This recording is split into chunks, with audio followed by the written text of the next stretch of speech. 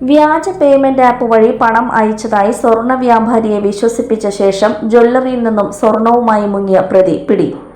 സ്വർണം വാങ്ങിയ ശേഷം ബാങ്ക് അക്കൗണ്ടിലേക്ക് പണം അയച്ചതിന്റെ വ്യാജ റെസീറ്റ് കാണിച്ച് ജ്വല്ലറിയിൽ നിന്നും 8 പവന്റെ സ്വർണ്ണാഭരണങ്ങളുമായി കടന്നുകളഞ്ഞ സംഭവത്തിലെ പ്രതികളിലൊരാളായ പേരാവൂർ സ്വദേശി കൊളവൻചാലിൽ അപ്പാച്ചി എന്ന് വിളിക്കുന്ന അഷറഫിനെയാണ് പിടിയിലായത്. പെരിങ്ങനം 3 പീടികയിലെ സ്വർണ്ണഗോപുരം ജ്വല്ലറിയിൽ ഇക്കഴിഞ്ഞ ഫെബ്രുവരി 18-ാം തീയതിയാണ് സംഭവം.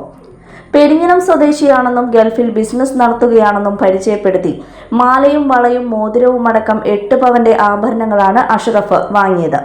മണിക്കൂറുകളോളം കടയിൽ തങ്ങിയ ഇയാൾ ബിൽ തുക കടയുടമയുടെ അക്കൗണ്ടിലേക്ക് നെറ്റ് ബാങ്കിംഗ് വഴി അയക്കുകയാണെന്ന് ഉടമയെ തെറ്റിദ്ധരിപ്പിച്ച് ഇതിന്റെ രസീത് സ്വന്തം മൊബൈലിൽ കാണിച്ച് യുവാവ് ഉടമയുടെ അക്കൗണ്ടിൽ പണമെത്താൻ കുറച്ച് സമയമെടുക്കുമെന്നും പറഞ്ഞു. ഇത് വിശ്വസിച്ച ഉടമ ആഭരണങ്ങളുമായി പോകാൻ അനുവദിച്ചു.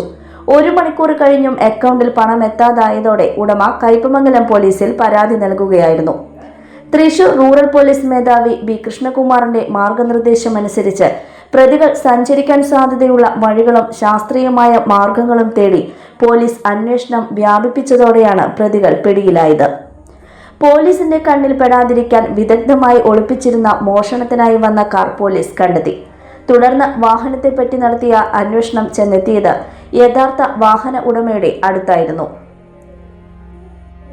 അയാൾ സിനിമാ മേഖലയിലുള്ള ഒരാൾക്ക് കാർ വാടകയ്ക്ക് കൊടുത്തിരിക്കുകയാണെന്ന് അറിഞ്ഞതോടെ അതുവഴിയായി പോലീസ് അന്വേഷണം.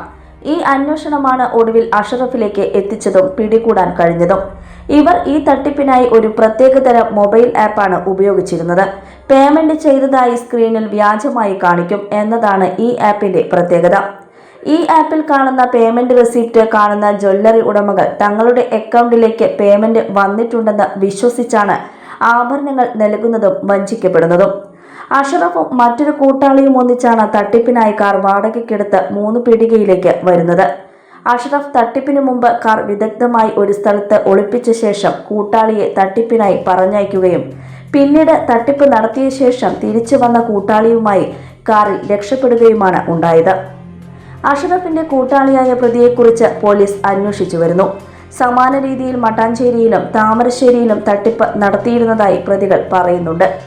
അഷറഫിന് പേരാവൂർ പോലീസ് സ്റ്റേഷനിൽ 2018-ൽ മുക്കുപണ്ടം പണയം വെച്ചതിന് 8 കേസുകളും തമിഴ്നാട് ജോലാപേട്ട് പോലീസ് സ്റ്റേഷനിൽ 1 കേസുമടക്കം 13ഓളം കേസിലെ പ്രതിയാണ്.